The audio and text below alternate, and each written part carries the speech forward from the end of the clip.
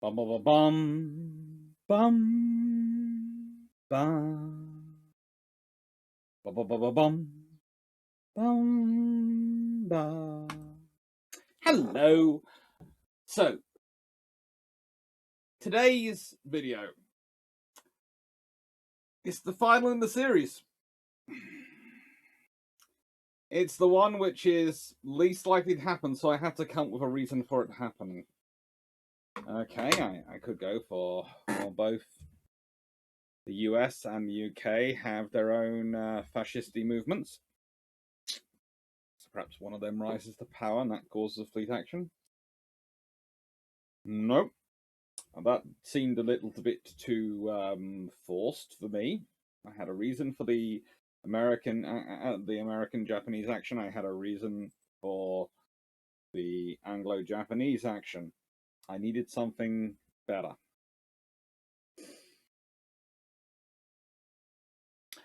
Okay, so here is the reason. There is a dispute over maple syrup. Yes, in the late 1920s, early 1930s, there is a dispute over maple syrup. And whether or not, and there is a critical shortage of it in America where pancakes are suffering. But there's also a critical shortage in the UK, which also likes their maple syrup. This has come to a head with both dispatching squadrons, the British to escort the maple syrup convoy from Canada to the UK. The US dispatching to interdict that convoy. Yes, this is a weighty battle, but let's be honest, it's over maple syrup, and it matters. And so yes, it is going to be a UAD battle. But on a more serious note, you're going to have a 12-gun, slow but heavily armored battleship on the US side versus not as fast as the Japanese ships, but a lot faster still than the American ships. All forward armed battle line on the British side. The British have 9 guns. The Japanese had 10 guns. The Americans have 12 guns, all 16-inch guns. On the face of it, the Americans have a third more firepower, which is a third more. And if it's equal numbers of ships, which I'm planning on doing, not considering a full battle squadron, I think, as I've said before, I don't think I wanted a battle which was sort of fair. And the trouble is, and this is the big scenario, in any war with Britain, America can't ignore their back, and neither can Britain ignore their back. But Britain has 7 ships sitting in the ocean on this scenario, so that's to secure their Far East fleet. The Americans have 10 sitting, well, probably have about the same as the British, 10 to 11 sitting in the Pacific Squadron, and 10 in the. So actually, if the Americans are deploying 10, well, the trouble is, what does Britain do in the Mediterranean fleet? They rush them out. And so it's 14 to 10. That's where you start to get into issues. Because, well, then the Americans withdraw. But if the Americans withdraw, then you might get the Japanese getting up to stuff. Especially if the British are encouraging them. And that's the other problem for the US, because let's say there's an Anglo-Japanese squadron that, allied fleet that forms up over this maple syrup conflict. The Americans can't abandon their west coast. The British can't abandon the Indian Ocean. So the British are probably maxed out at about 14 ships. But again, for the British, the Americans are actually a good opponent in considering their geographic position, because they're the other side of the other side of the Atlantic. yes, America has a huge amount of infrastructure and industrial potential, which they will bring to waste in the war, and they will grow up and get it out. But yeah, if this is not a prepared for scenario, this is late 1920s, early 1930s, under this equitable treaty scenario, and yeah, we have a conflict over maple syrup. So let's see what happens. Let's see how this balances out. Because, and I have to say, my strong suspicion is this. The first batches of British ships would be all forward gunned. The US and Japanese would continue their style of construction. But I think at a certain point, the IJN and the USN would be looking at the British and going, hang on. The IJN would go, well, the British are getting the same amount of armor as the Americans, but almost as much speed as us. And the Americans would look at the Brits and go, they're getting the same amount of armor as us, but almost so much speed as the Japanese. And it's kind of like the armored carriers scenario, in that when you don't have the don't have the tonnage, you have to pick whether you build an armored carrier or a carrier with a large air wing. It's how you put in the displacement and structure the ship design, which leads to people trying to say, well, you need one or you need the other. There, it's a choice. It's not a choice. It's a case of we have these geographical constraints. We will either be fighting in the Mediterranean or we could be fighting on the other side of the world from our industrial capacity, in which case we need ships which are survivable and easily maintained for the Far East operations, and we need ships which will survive in the Mediterranean, and we need them to we want them to keep going because that's our style of operation. In many ways, that's forced on us because we can't do the really massive big punch by air groups because we have to build in the armor. Okay, so that's why you go with the armored carrier and a slightly smaller air group. For the Americans, you're fighting in the Pacific, the open Pacific, and what matters is what their exercises show is they're not going to be within range of land base there. They are not going to be as stretched geographically to support their operations because they actually have a coastline of their major industrial centers on the Pacific to launch from. So they can afford to go for the carriers which are less armored, not completely unarmored, but less armored, but have more air group, because that's their scenario. But trust me, if the US had been in the same position as Britain, they'd have probably ended up going with the same style of carriers as the British. You know how I know that? Because the midway class comes about. Because the moment you get into a scenario where you're building enough carriers, you've got enough space in the war, and you've got enough that you're free from the constraints which are imposed to you by just repeat building to churn out enough mass, you build an armored carrier. Yes, it's a large armored carrier, but it's an armored carrier. And it's the same with the British. The moment they get a chance through, they're doing the Audaciouses and then the Maltas. And the Maltas are these big carriers. Because the British want the big air group as well. But they still want the armored ship. Because they want it to survive. This shows that there are some things which are from a carrier you want. You want survival as carrier as you can. You want as large air group as you can. Those are key things.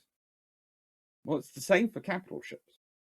You want a capital ship, especially a fast capital ship, which is as fast as you can make it, has as much firepower as you can give it, and has as much survivability as you can build into it. Once you're butting up against a limit, where you can't just build bigger to get around it, you have to start thinking efficiency in terms of design. That is where the British armoured canoe all-forward arrangement really comes from. It's about building the most efficient design within the limitations they have. The G3s, the M3s, they come from the idea that Britain's not going to get to upgrade its infrastructure until the mid-1920s, which is probably going to be a 2-year process whenever it begins. 2, 3, possibly 4-year process. In which case, they're going to have to build the most powerful battleships they can that can take advantage of the existing infrastructure. There's already trouble with Hood. She can't use all the infrastructure. So that's what they're doing with the G3s and the M3s. They're building ships which can take the infrastructure. This doesn't matter the same if the infrastructure limitation would still be affecting British design, but the reality is the British would also be looking at it from perspective of, We've got a tonnage limitation. Okay, what's the most engineeringly efficient way? Well, if you have to build in separations and protections between magazines and engines for heat, that's space. The moment you have them, only one set. Especially if you can build it in naturally in the hull, and you can balance out the weight profile. So, without much further ado, in 5, 4, 3, 2, 1, I give you the Battle of Maple Syrup. And so here we have our ships. We do. We have our ships. And this is the British one, which, as I've told you before, weighs in slightly more than their American counterpart, probably equivalent to what the Japanese does when they're fully loaded, because this one, A, has to carry a lot more water and fuel because it's got more powerful engines, but B, it uses water as armor. So, yeah, they probably have roughly the same standard displacement as the US ships. The US ship displaces about 46,000 tons fully loaded. And again, I've said roughly 40,000 tons in standard. Is what I think both navies would be heading for. The British one is slightly more because, well, she's carrying a lot of water, a lot of fuel, but I have given them quite long ranges. Again, this is more akin to what the British would want to have. And if you have the standard displacement enough to build it, you build it. Plus, this one has got her AA guns and other things built in. So, we have our down, down, up arrangement. Royal Navy one. Versus our more conventional, traditional South Dakota 1920 style example vessel. And please note, what I have done is I've gone for equal size squadrons. And the reason I've got that is, again, this is a convoy battle, so the British would have sent a small squadron to escort it because war hasn't yet broken out, and the Americans have sent another small squadron to go and engage in order to try and deter it. So basically, we have a 4v4. Neither side has a decisive advantage in numbers because, again, I could say the British would have 14 there, I could say the Americans have 10 there. If the British turn up with 14, that would be a decisive advantage. That would be the entire Mediterranean squadron and the entire home squadron arrived. If the Americans have got all 10 there, that's their entire fleet. There does look to be a size difference between those ships, doesn't there? Okay, let's start it off.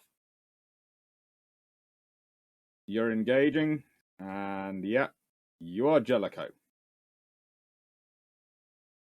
Go Jellicoe. You're in... Oh, good lord, the name ship is deflected. We have Jellicoe. We have Queen Elizabeth. We have Superb, and we have Malaya. This is not a group anyone should really be taking on when they're grouped together as British battleships. And there you go. They're heading north, and this is the your immediate trouble when you've got ships heading north, which are all forward gun ships. There are a lot of shells raining down on you very, very quickly. Okay.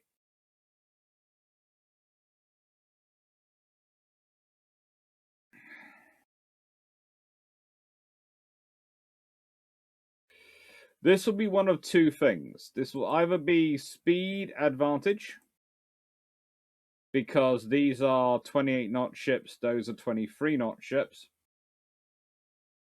and that's going to prove decisive, or these are going to be firepower advantage.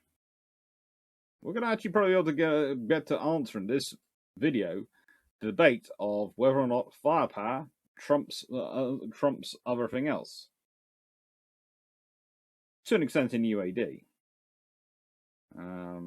It's interesting because, as I said, these don't quite have the British ships aren't quite as overwhelmingly fast. The Japanese ones, of course, could do 30 knots. The US ones can do 23 knots. The British ones can do 28 knots. So the US battle line is the slowest, as it was historically. The Japanese one is actually a lot faster, but a lot less armored. The British are trying to I don't know, actually square things off and actually get things right. They have got to rather close for the engagement to happen. In battleship engagement terms, they think that's a cruiser. What are you doing, my pretty? You're managing to maneuver fast enough that they think you might be a cruiser. Good lord. They think they're all battleships, but they think that one's a cruiser. Sheesh. Right, let's check division out.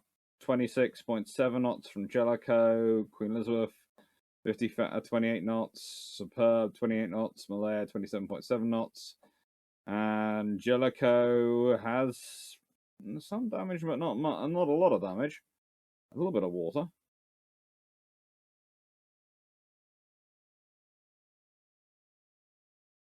This also could turn into, rather like the US-Japanese one was, a bit of a slugging match. Remember, the Anglo-Japanese one did have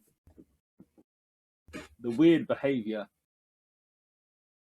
by the Japanese battleship, which managed to get one of their divisions, one of their two-ship divisions, sunk. But let's see. Oh, Jellicoe, you've had engine damage. Oh my, that's not something I like to hear. See.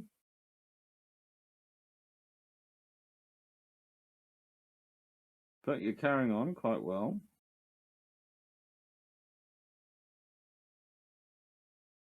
And as you can see, this is an advantage of having it so that your turrets can do a full circle.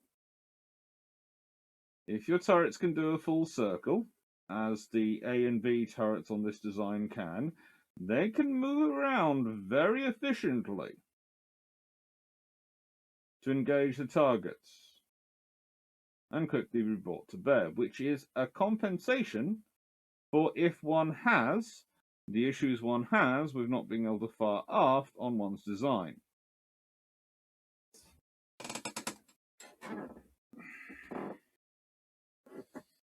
Now, Jellicoe is certainly getting some bashing, but let's go see. What's the...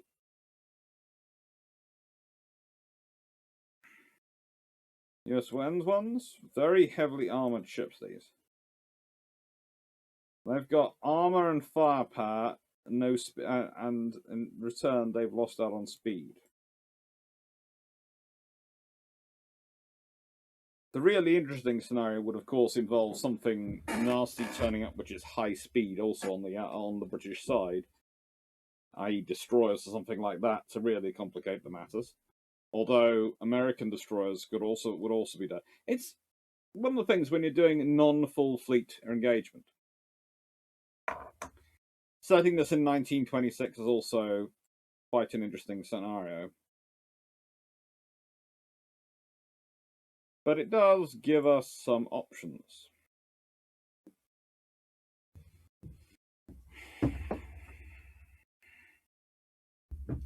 I'm going to like it as this whole thing develops and I slowly add in the full fleet for the full fleet engagements of the Equitable Treaty scenario. Next thing up, of course, is to design the cruisers. There's no aircraft carriers, which again is slightly sad, as aircraft carriers would add something, I think, to this engagement.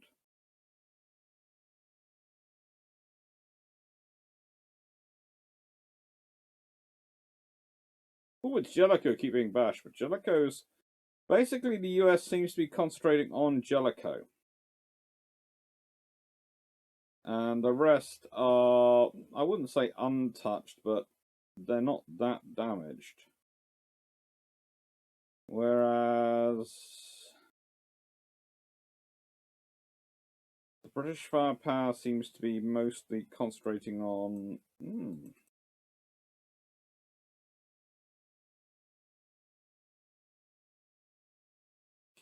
It's interesting what we've got going on here. Because the American ships are doing pretty darn well, but they've got a lot of structure down. Oh, good lord, that was nasty. Fire going on, some penetrations on Montana. Oh, Montana, don't get hurt.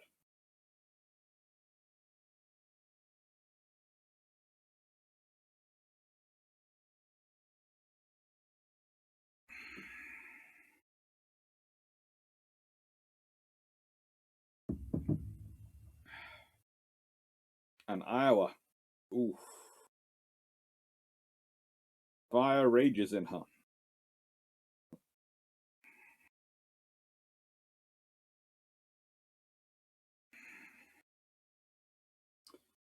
I do think the American 12-gun layout does give them some advantages. I honestly do.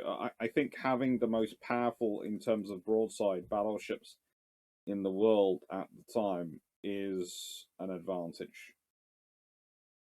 And I think in this kind of slogging match, I think it is. Is it going to win it for them? Oh, that I wouldn't like to call at this precise moment. Jellicoe is certainly the ship which has suffered the most in this fight so far.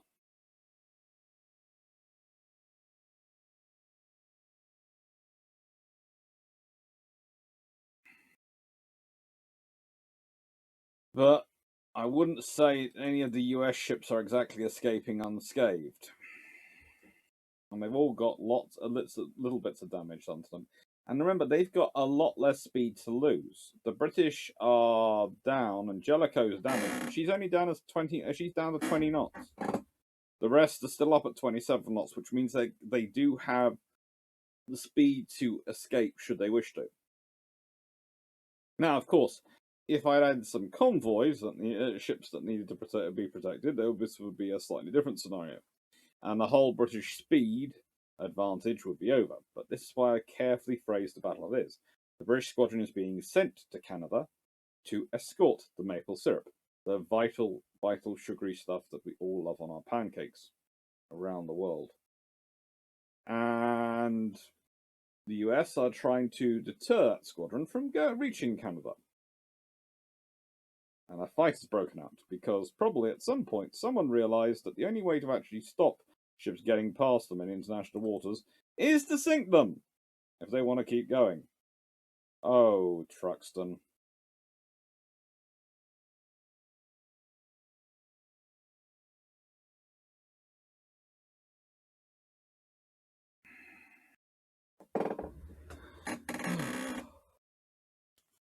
That's just not good. That is not good. I don't know. I really don't. Are you two bashing? Again, what is it with my opponents in these matches and bashing into each other?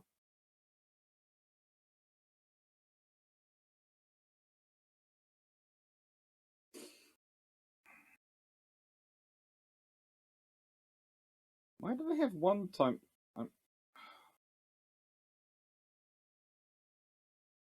One times an underwater torpedo tube. I'm sure I fitted them with two, but we'll leave that to one side. You don't know. It's supposed to be mirrored. Hello, Superb. You are sailing along superbly. Queen Elizabeth, you're doing very well, thank you very much. All in the green. Malaya, doing nicely, but do you have one gun not working now? It looks like it. This is the other trouble of being a 9-gun ship in 3 triple turrets. You lose a gun, you lose a turret, you lose 30% of your firepower. And here comes Jellicoe up on its own. But it's still firing everything. I think that turret's still working. It's yellow. It's damaged, but it's not out. Engine 1 is damaged. which is affecting their speed, but engines 2 and 3 are still keep going, and presumably engine 4 is as well.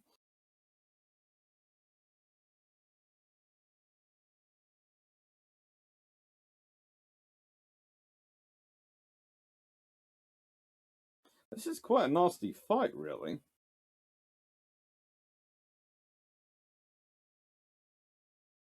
And honestly, I can't really even call it at this point. I would say, broadly speaking, if I was going to pick an early person in lead, I'd probably be picking the US because they're the firepower they brought to bear. But the thing is, the firepower is not proving as advantageous as I feared it might be. I did fear it could be very advantageous. I did think actually, and this is why this is going to be a fair number of fight of equal number of ships. The US has the equivalent of an extra Montana. They have 12 gun superiority in firepower, which is we saw what damage their superiority in firepower did to the Japanese.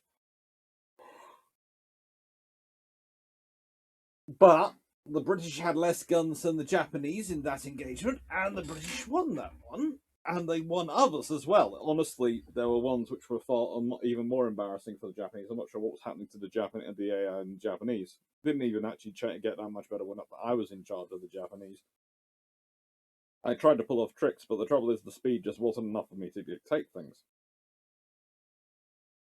But I'm trying to run these simulations on AI on both sides so that it's as honest a comparison as I can make it, because otherwise it's me versus a computer, and I do far more random stuff than the poor computer's designed to deal with.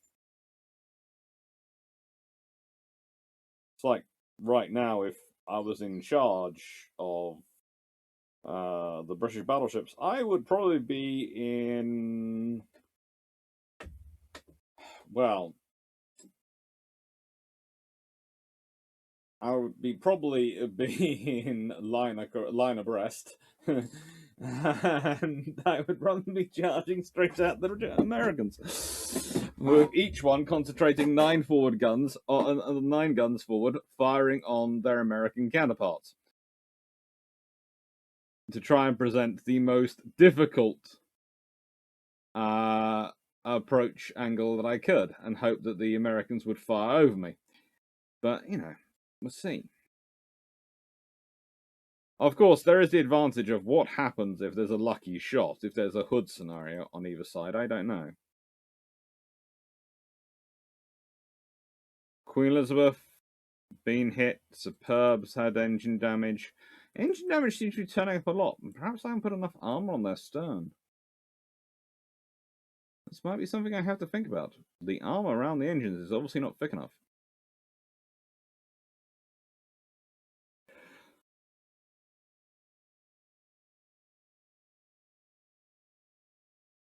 But, oh, New Hampshire. But there again, there is always the thing that perhaps the lucky shot goes to the British. If the lucky shot does go to the British, then it becomes roughly equal in terms of gun numbers. And they still have the speed advantage. Either way, New Hampshire is pretty badly damaged. And I do feel sorry for a state which brought the world President Bartlett to be quite so damaged. For anyone starts complaining on me, yes, I do realize that President Bartlett is a fictional president, but I learned a lot about New Hampshire by listening to what he was listening to the various parts of the West Wing and listening to him going on about them.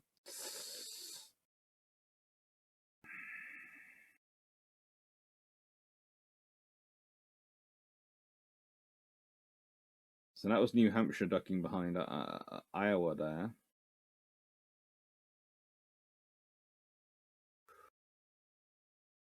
Ooh, there's a lot of damage going on. These battleships are close to each other.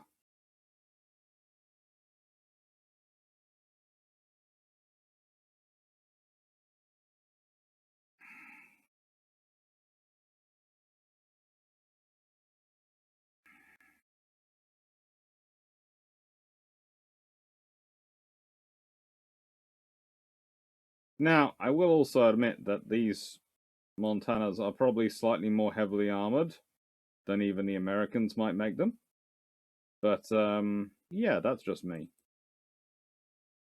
I like if I'm making an American ship, it's going to be armed and armored to the teeth.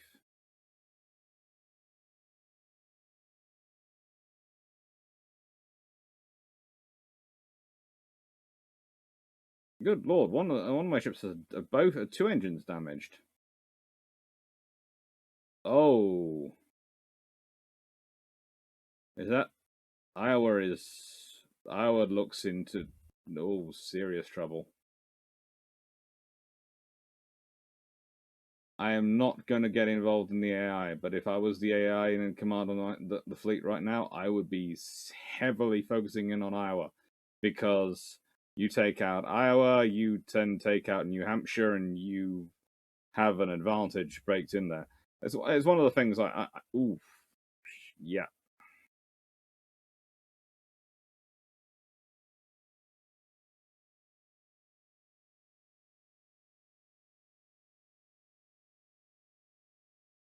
If this were the real world, this would be the point at which Iowa's captain would be going, I might want to remove myself from this particular vicinity.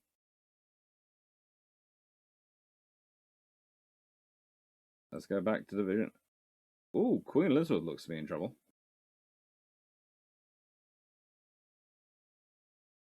Let's go see what Queen Elizabeth's up to. Malaya is now in charge. So how many captains does that mean you've lost? Because Malaya was the one at the rear. Oh. This is a slug match. And I mean, this is a slugfest. There is nothing pretty going on here. Nothing pretty at all. Well, other than these ships. I mean, look, even on fire, this one still looks pretty darn cool, as long as you don't look at that freaking mast behind it. And there is just no angle from which these ships do not look cool. They just look menacing from every single angle. It's basically, I am a canoe for these large steel canoe for these rather large guns on my front. Everything else is secondary in importance to me and my purpose in life.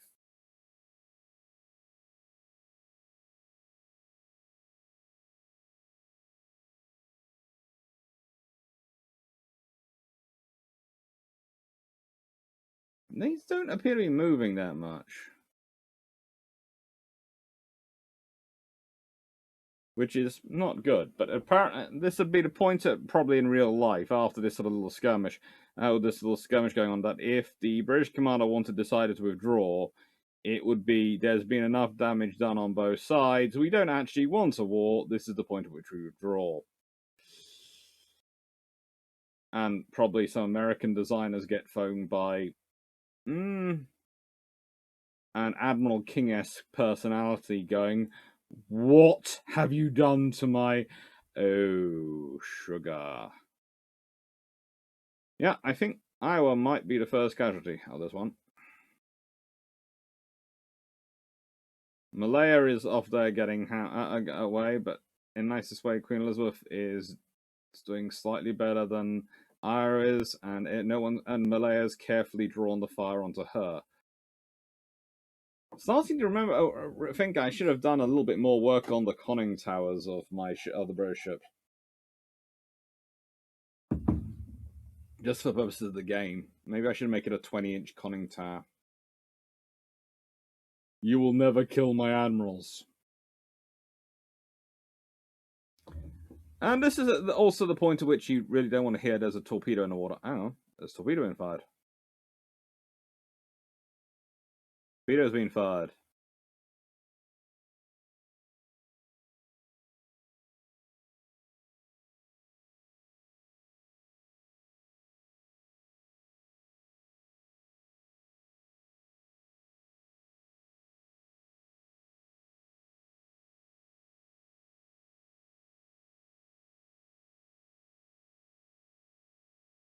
Avoid torpedoes.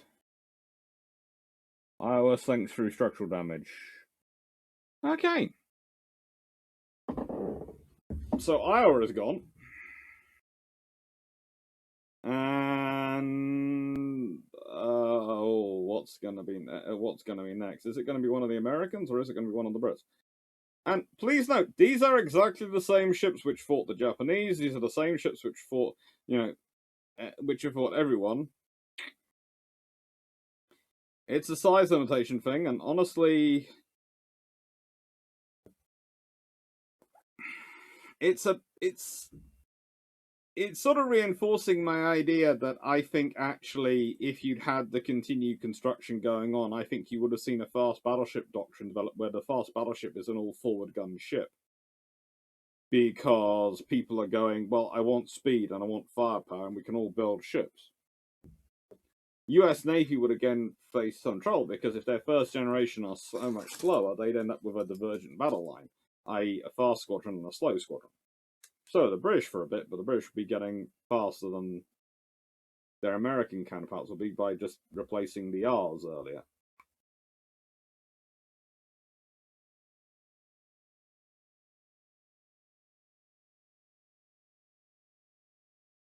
Mm-hmm.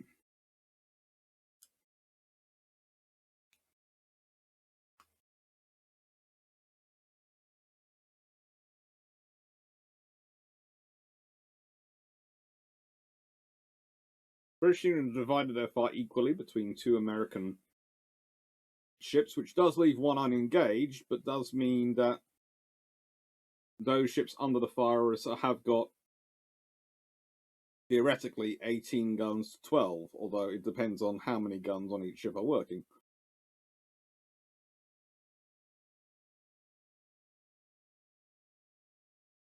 Malaya's been heavily hit again and is out on her own.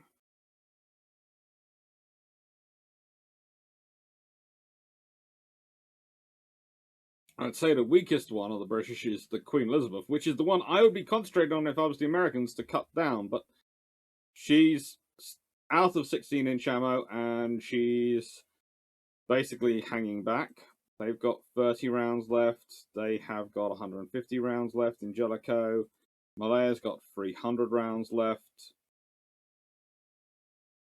292 rounds left in Truxton, so they've got an advantage. 280 rounds left in Montana, a massive advantage. 252 rounds in New Hampshire, a massive advantage in ammunition, so they can keep on firing for longer. For the British, the only option is not a good one.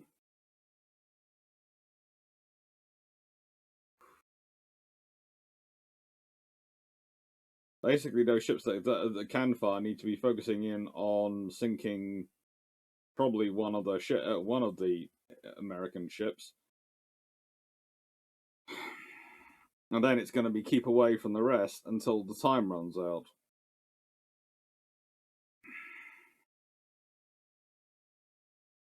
I have a feeling New Hampshire is in trouble looking at the floating going down.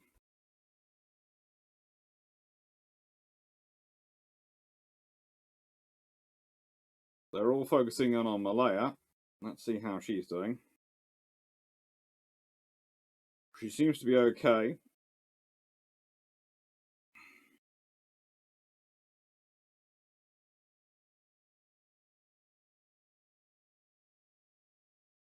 But that's just not, it's just not been a good battle for anyone.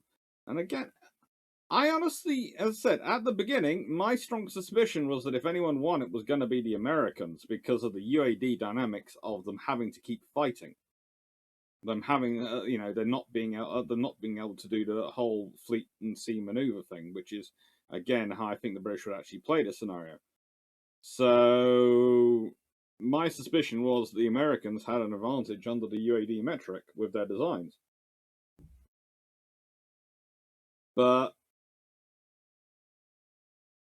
probably a lucky shot damaged Iowa early and led to her getting overwhelmed. And my strong suspicion is New Hampshire is also going to go down. And well, let's be honest, in reality, if you've lost half your battle fleet and the other ships look like they're still armed, even if they are or aren't, they are going to, you're probably not going to chase them, especially when they can outpace you. So yes, the Americans probably end up having to withdraw if they lose the second ship, and the British probably end up making it through to Canada and then going, do we actually have any 16-inch ammunition actually stored in Canada? At which point, someone probably has a panic attack and realizes, no, we don't.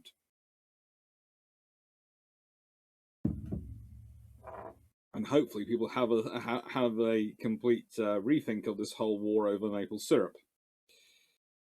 There's plenty of maple syrup to go round. Share the love, everyone. Share the maple syrup. I have a feeling that the rest of you are all out of ammunition, aren't you? If we go back to you, you're out of ammunition. You're out of ammunition. Where's Jellicoe? Malaya's firing. Jellicoe is out of ammunition. And why are you anywhere near the front line if you have no ammunition? And you're back in charge, apparently. That's just freaking me out here. Are you drawing far from Malaya? You are... Jellicoe, you are one of the bravest admirals I've ever known, and you've embodied it in your ship, even though that ship is electrons and didn't really exist in reality. Yeah, New Hampshire does not look like something I want to be in a storm in. Although the floating, I think her floatability's got better. I think they managed to do some damage control, which is good. They've got her up to 46%. She was down to 34%. So that's good, but her structure is going down. She's on fire, and if she's hit much more, she could get into trouble.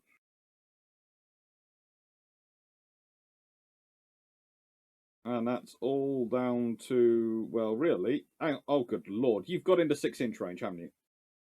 You've gone into 6-inch range. You have got 11 salvos left.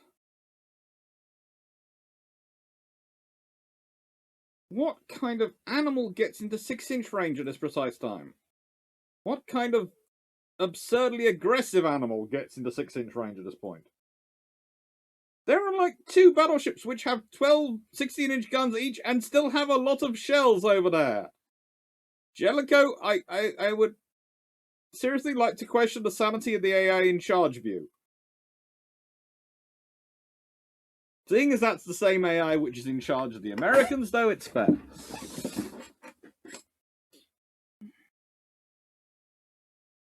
Come on, let's see what happens. Coming up almost to the time at which I would normally end this, because, you know, of fairness of actually making sure it's the same amount of time allocated for these actions.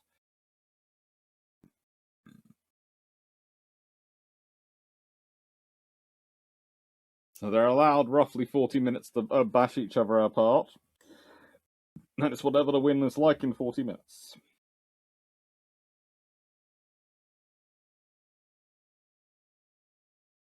Superb is down to 8.7 knots. Jellicoe's at 40. I have a feeling that's not because of their limitations of their speeds. Let's see, that one's possibly limited by speed. The rest are possibly damaged away. Yeah, this is not a good. This is going to be a heavily damaged fleet, which gets back home. The US battleships might actually be faster now than the British ships. So, I think we can draw definitely one assessment from this. If the British have even a 1 or 2 ship superiority in numbers, the Americans are in serious trouble. But if they have equality of numbers and less, then the Brits are in serious trouble. Because the American firepower is decisive capability. It's one of those things. It's a case of, yes, you've got a decisive capability. And it's a very decisive capability. They're just getting out of dodge, aren't they? They are going along at full speed, getting out of dodge. Truxton's in charge, and Truxton is just going, yeah, there are places I want to be, places nearby where those nutty British armoured canoes are, is not one of them.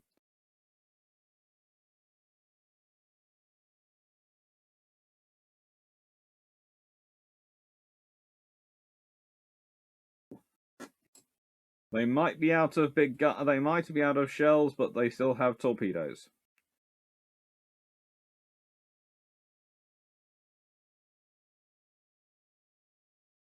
And, well, she still has shells, so she's still firing. Well, let's see how many guns are firing. I don't think she's got all guns firing. I think just it's 6 a time going down by, so yeah, I think she only has the aft turrets left. Oof. She's gone. Let's be honest. There is not much chance of New Hampshire surviving, and I am sorry for New Hampshire's loss. She was a bra battleship. Montana has managed to get away while her younger sisters are dying. Truxton has lost her captain, because the conning tower has been damaged. And that's probably affecting her mannerisms in some respects. But they have a lot of firepower and are probably the two most actually capable ships left of anything. But, yeah. New Hampshire.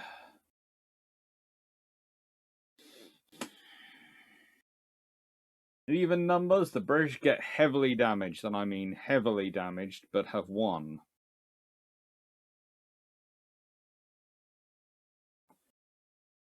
But I think any numbers either way is going to be decisive in this thing, in the fight.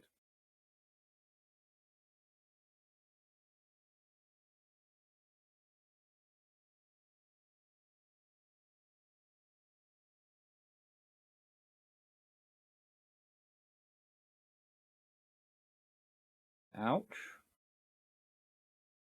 Oof. There's one bounce off straight off the arm plate. Ow, that would have caused a lot of damage in real life. Even if it was a 6-inch shell, that would have caused damage in real life, hitting the hull there. That's gonna. This ship is starting to be in serious trouble. I don't know. So we have it. On the same tonnage, they've run out of ammunition first. They've run out of 16-inch ammunition, all of them. And none of them are capable of their top speed anymore. They all still look beautiful as anything. And the ship doing the killing appears to be Jellicoe with her 6-inch guns. None of my ships have 16-inch shells left. So the actual fight going on is between Jellicoe's 6-inch shells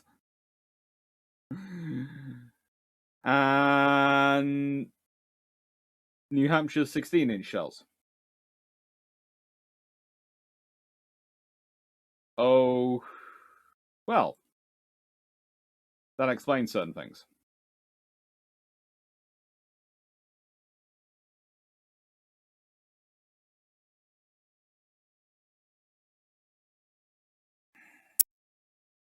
That does explain certain things.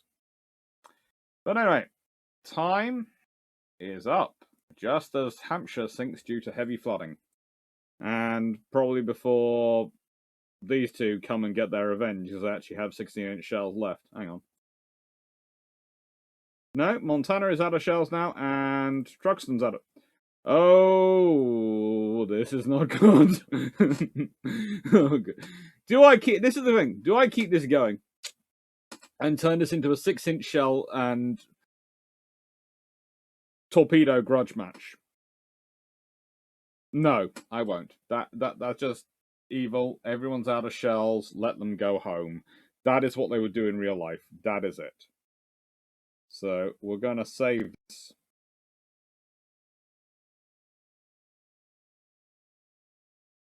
And I'm going to say I will be back with you in person in a couple of seconds. But I'm going to leave you the last view of my heavily damaged battle line and the theoretical winner of this entire match, Jellicoe! HMS Jellicoe, who finished off New Hampshire with her 6-inch. And her sisters. I don't know. They are a good bunch.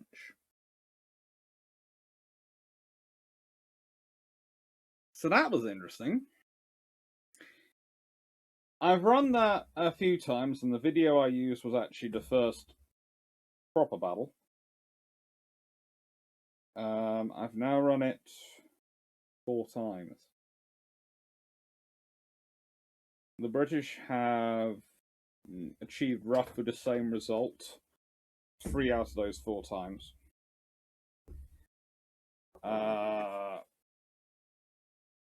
I have been in charge of... Well, I've done it from the British perspective twice and from the American perspective twice. Letting the AI run things. And honestly, I've come to the conclusion that the firepower from the Americans is decisive. It causes destruction. The British haven't lost a battle. On one battle, the Americans killed 2, the Brits killed 2. The 2 battles, it was 2 losses for the Americans to none for the Brits. And on one, it was 2 and 1. Honestly, to say the 2 and the 1, and the other 2-0 were both losses on when I was from the American perspective, and it's made me think about this one because there's one thing knowing about it, and there's another thing testing it out and seeing it. Okay, yes, there are tonnage differences, and I do admit that, and I do have to admit the tonnage differences in terms of the water-based armor and the things I'm trying to simulate in terms of British design possibly have an impact through the greater UAD design process. So, because that's hard to bring in. So that does probably give the British some advantages in terms of survivability. However, there is the fact that the American firepower more than compensates for that on paper. On paper, having 48 guns, 236, when other things are all equal, is a devastating amount. But other things, of course, aren't equal. What started to come through to me was that these were meeting engagements, where fleets were heading towards each other or were coming into contact. And it started to dawn on me when I looked through them, and I did a 5th one where I was slightly more interventionist in my charge, and being in charge of the US, and I did a reciprocal one where I was more interventionist in charge of the Brits.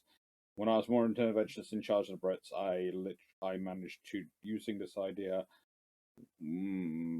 take out 3 of the US Navy's battleships, and the 4th one, it was beyond the self-imposed time limit. When I ended, when it was would have to kill it, it would have been. But basically, 6-inch and torpedoes was what I was going to use to take that one out because I'd run out of shells. When I was more interventionist on the US side, the 5th and 6th ones, well, the advantage seemed to go to the Brits because of one factor. One, they had the speed to dictate the engagement, but 2, when you were doing the initial fight, they were far more quick to bring guns to bear.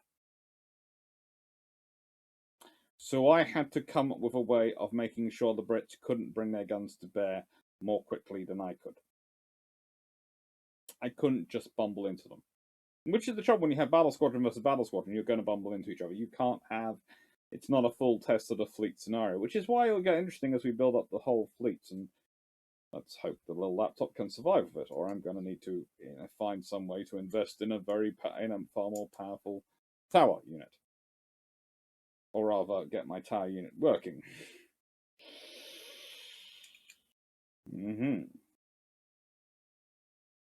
But that's going to be after Canada. The point is, the initial firing is what gave the British the advantage. Usually, at least one ship would get some damage, and the American line would get some damage. And because they're already slower, that would have an impact on the whole fleet's maneuvering.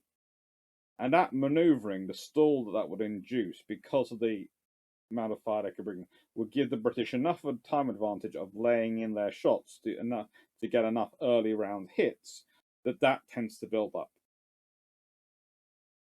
So yes, the Americans, when they bring their weight of fire to bear, are bringing far more weight to bear, and that is decisive.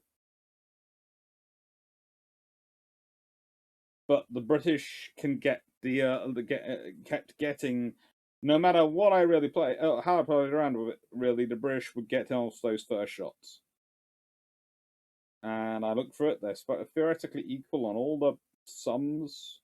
In terms of my design and structure, they're theoretically very similar capabilities. So it wasn't anything that, it was literally, with a little bit of time, we're firing 9 shells forward.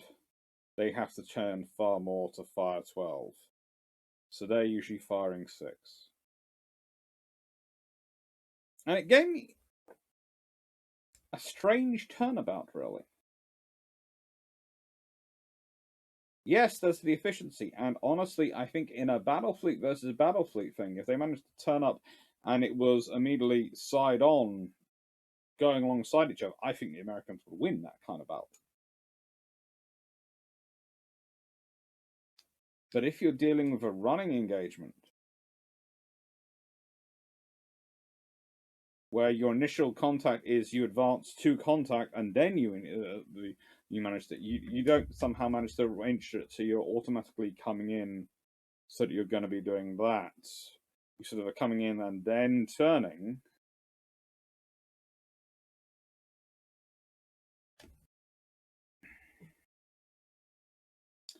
It caused a lot more damage than I expected.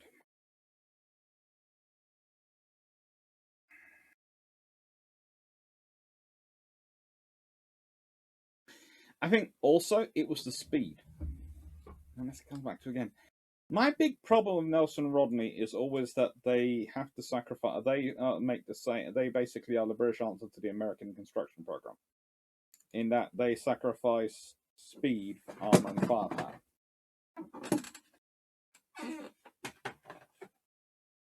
And that's not something I necessarily 100% disagree with.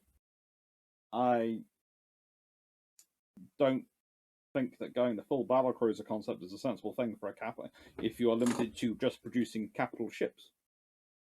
If you can't produce battlecruisers as an advantage and extra to your battle line, you shouldn't be producing battlecruisers.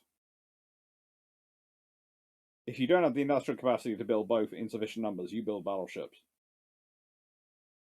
There is a reason for that. If in doubt, your battle line is going to have to do the fighting, and if in doubt, your cruisers can step up and do 90% of the role of a battlecruiser. They can do the reconnaissance, they can do the economic warfare, they can do the surface protection. You can do that with a cruiser. Can it do it as well as battlecruiser? No, but you're probably going to be doing most of the job with cruisers anyway, because you're going to have more of them than you have battlecruisers. Which is where I think the Japanese fast battleship design runs into trouble, because that's more emphasis on the speed over everything else.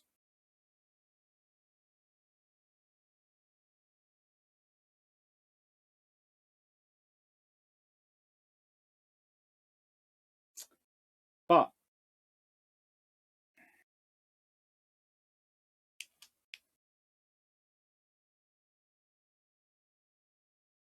and I say this, the problem with the Nelsons is the lack of speed. This treaty, this equitable treaty system, fixes that. You now have the tonnage to build if you want, a same tonnage equivalent of a Nelson of a Hood in a Nelson Rodney form. You can 40,000 tons. Well, it's, as you can see, I've basically taken the tonnage. Nelson and Rodney are 33,800 tons, so 6,200 more tons of standard I have used to make them faster. 28 knots faster. Kept the armor levels the same, etc. Haven't added extra guns, just make them faster.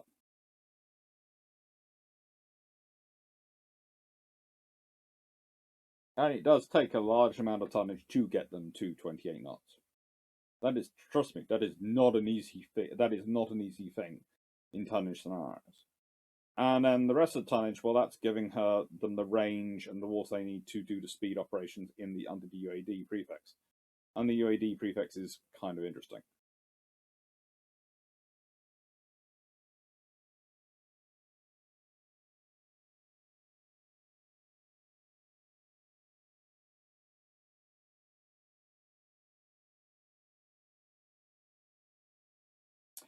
They are very heavily built ships, but they are also very efficient in design.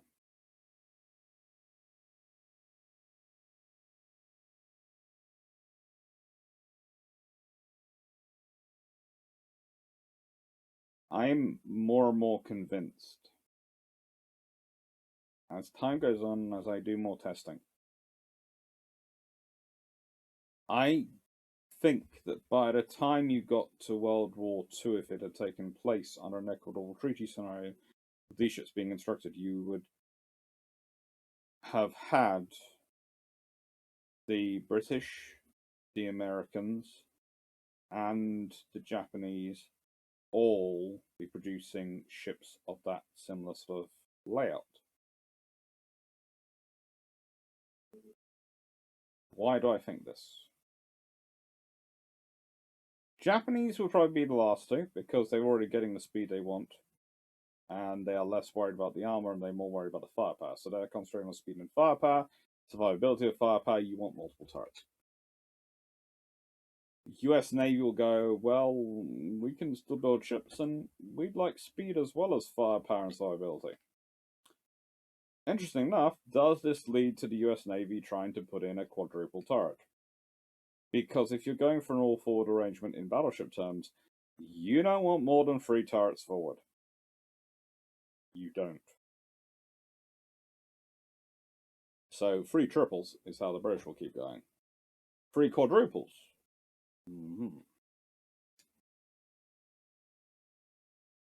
That again leads to a sort of idea. Do you end up going with 3 quadruple 14-inch design, as your King George V equivalent, because someone at Chatfield, let's say, gets the same bright ideas about 14-inch versus 16-inch guns? We can hope not. But I think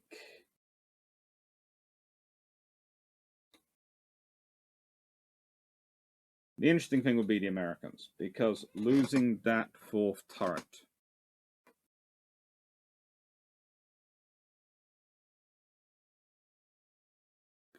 for maintaining the armor and gaining the speed, would they think it was worth it? Or would they continue to invest in high-pressure machinery to try and get the most horsepower per ton out of their engines, to try and get the speed up that way? Again, if you have an ongoing construction programs, even a couple of basically the rate of a battleship a year, or a couple of battleships every 2-year period, over any 2-year period in Britain and America, and another one maybe produced every year in Japan, you are, or every couple of year period in Japan, you are going to have technology increases. The point is, there is going to be money flowing through. There's going to be infrastructures being maintained and sustained by the construction process, and people are going to be putting money into the research and development.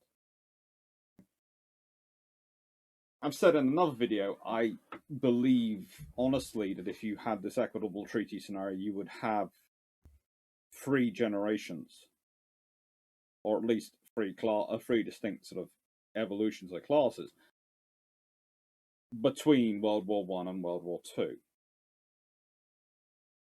Even if it took place in 1939.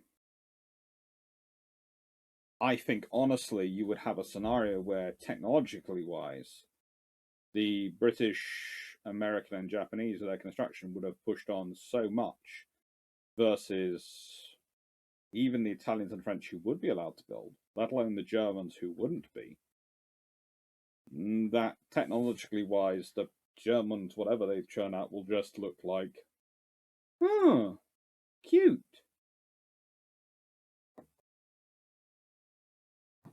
That's the thing. The German technology doesn't fall as far behind as it might do because of this artificial construct of the Washington Treaty where you have no construction. And as I've been getting through into the various treaty discussions, the thing that I keep going back to, and the idea I keep coming back to, is this. If you have a process of construction in place, if you have ships being built, you always have hope. The Japanese would never feel massive, and even if the British and Americans were building more than them, they wouldn't feel massively worried because they go, right now, we're a 7-10 ratio, so we still have 70% of their tonnage. But more importantly, our ships are better than their ships. And we know that because they might be that, but we're building this sort of thing. Because they can still feel strong and confident because they're still constructing.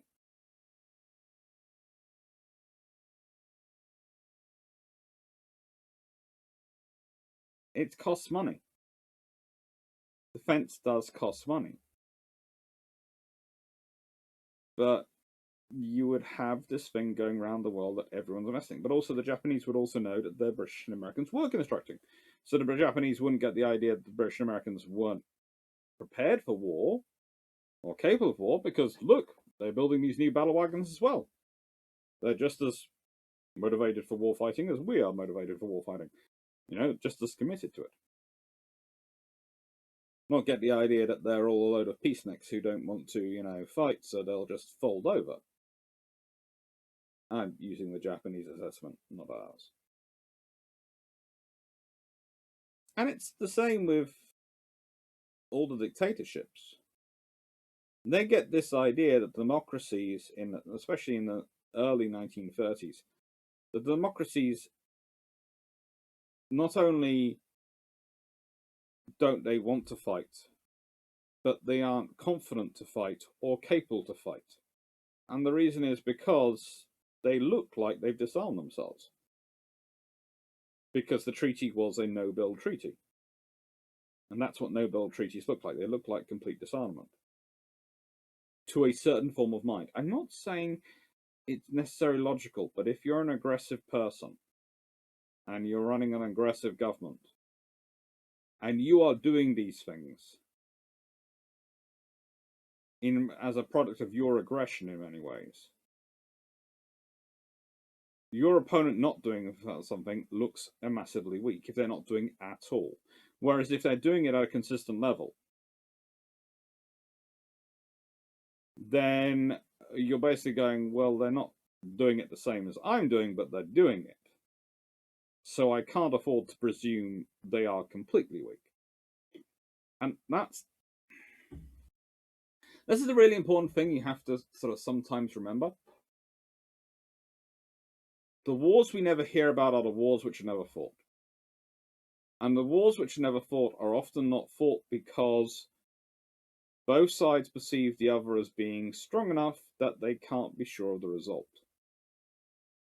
Because usually people only start wars for 2 reasons. 1, they're scared. 2, they're greedy. Fear and greed are the emotions which tend to start wars. Fear and greed. Sometimes it's both combined. Japan, World War II. Fear puts them in a mindset, as does fear puts half their population in a certain mindset. Greed puts the other half in a mindset. Fear and greed, it's why we start wars.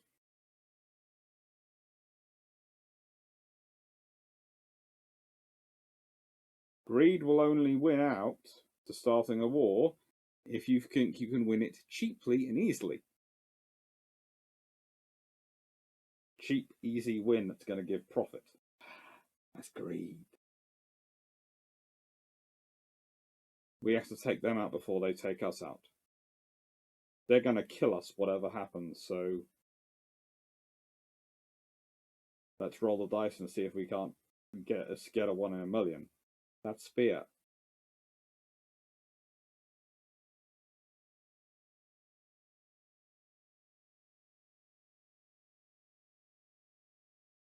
Greed doesn't win out if the side looks like it's armed enough that it's not going to be an easy win.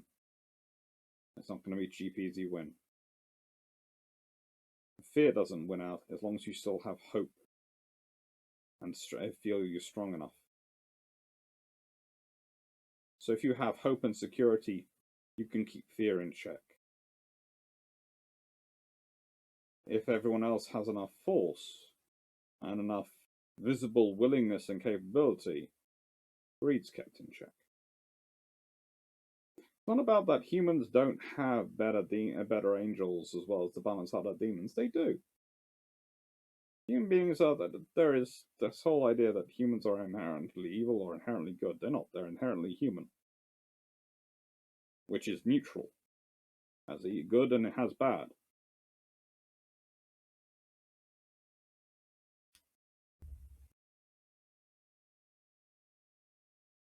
We all have the voices in our head or the angels or demons on our shoulders.